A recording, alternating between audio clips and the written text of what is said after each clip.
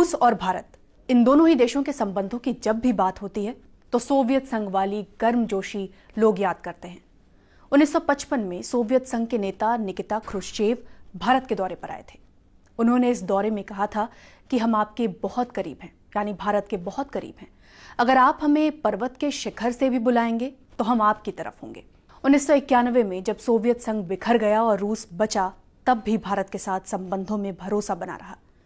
जब पश्चिम के देश कश्मीर को लेकर दुविधा में रहते थे, उस वक्त सोवियत यूनियन ने कहा था कि कश्मीर भारत का अभिन्न अंग है। शीत युद्ध के दौरान सोवियत संघ ने संयुक्त राष्ट्र सुरक्षा परिषद में कश्मीर के मुद्दे का अंतर्राष्ट्रीयकरण करने के प्रस्ताव को कई बार वीटो कर रोका है। भारत हमेशा से कहता रहा है कि कश्मीर भारत और पाकिस्तान के बीच द्विपक्षीय मुद्दा है और रूस इसका शुरू से समर्थन करता रहा है। संयुक्त राष्ट्र सुरक्षा परिषद के स्थायी सदस्यों में सोवियत संघ एकमात्र देश था जिसने 1957, 1962 और 1971 में कश्मीर में यूएन के हस्तक्षेप वाले प्रस्ताव को रोका था। रूस ने संयुक्त राष्ट्र सुरक्षा परिषद में भारत के खिलाफ आए प्रस्तावों को अब तक 6 बार वीटो किए हैं। इनमें ज्यादातर वीटो कश्मीर के लिए थे।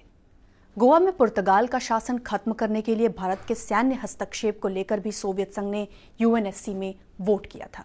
जब भारत ने अगस्त 2019 में कश्मीर का विशेष दर्जा खत्म किया, तब भी रूस ने भारत का समर्थन किया था। लेकिन पहलगाम हमले के बाद भारत की पाकिस्तान में सैन्य कार्रवाई को लेकर रूस की प्रतिक्रिया को भारत के प्रति बहुत उत्साहजनक नहीं देखा जा रहा। रूस की प्रतिक्रिया बहुत ही संतुलित और तटस्थ थी। रूस ने भारत और पाकिस्तान से तनाव कम करने की अपील की थी और यहां तक कि मध्यस्थता की भी पेशकश की थी। रूसी राष्ट्रपति के प्रवक्ता दिमित्री पेस्कोव ने कहा था कि भारत हमारा रणनीतिक पार्टनर है और पाकिस्तान भी हमारा पार्टनर है। हम दिल्ली और इस्लामाबाद दोनों से संबंधों को तवज्जो देते हैं। भारत के विदेश मंत्री एस जयशंकर और रूस के विदेश मंत्री सर्गेई लावरोव के बीच बातचीत हुई थी। इस बातचीत की जानकारी देते हुए रूसी विदेश मंत्रालय ने कहा था कि रूसी विदेश मंत्री ने दिल्ली और इस्लामाबाद से द्विपक्षीय वार्ता के जरिए विवाद खत्म करने की अपील की है। रूसी विदेश मंत्रालय की इस टिप्पणी को रीपोस्ट करते हुए थिंक टैंक ब्रुकिंग्स इंस्टीट्यूशन की सीनियर फेलो तन्वी मदान ने लिखा कि 12 सालों से भी कम समय में रूस ने यूक्रेन पर 2 बार हमला किया।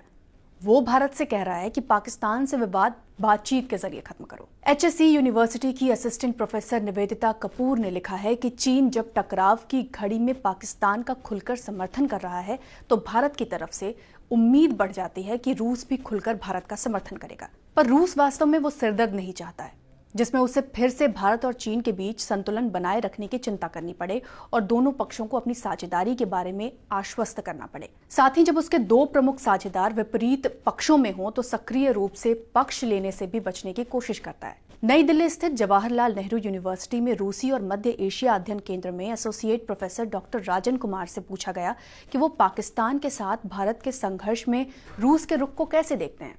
राजन कुमार जवाब में कहते हैं कि अभी तक रूस पाकिस्तान और कश्मीर मामले में भारत को एक तरफा समर्थन देने की बात करता था, लेकिन इस बार रूस ने पूरे मामले में द्विपक्षीय वार्ता की बात की।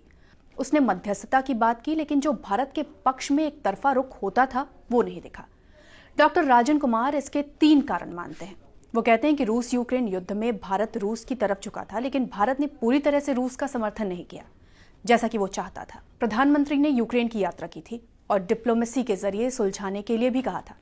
प्रधानमंत्री ने यह भी कहा था कि किसी भी देश की संप्रभुता का उल्लंघन नहीं होना चाहिए। दूसरा कारण यह है कि भारत अमेरिका के बहुत करीब जा चुका है और रक्षा सहयोग काफी बढ़ा है। रूस से भारत की रक्षा साझेदारी कम हुई है और पश्चिम से बढ़ा है। तीसरा कारण रूस की अपनी मजबूरी भी है।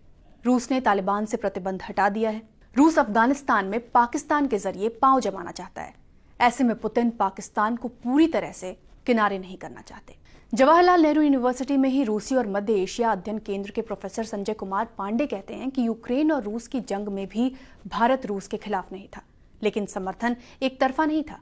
प्रोफेसर पांडे कहते हैं कि हमें ये नहीं भूलना चाहिए कि पाकिस्तान रूस के लिए कोई अछूत नहीं रहा।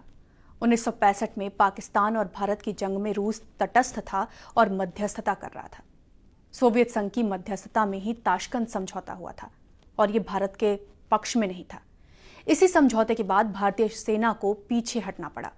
1971 की जंग में जरूर रूस भारत के साथ था, लेकिन अब दुनिया बहुत तेजी से बदल चुकी है।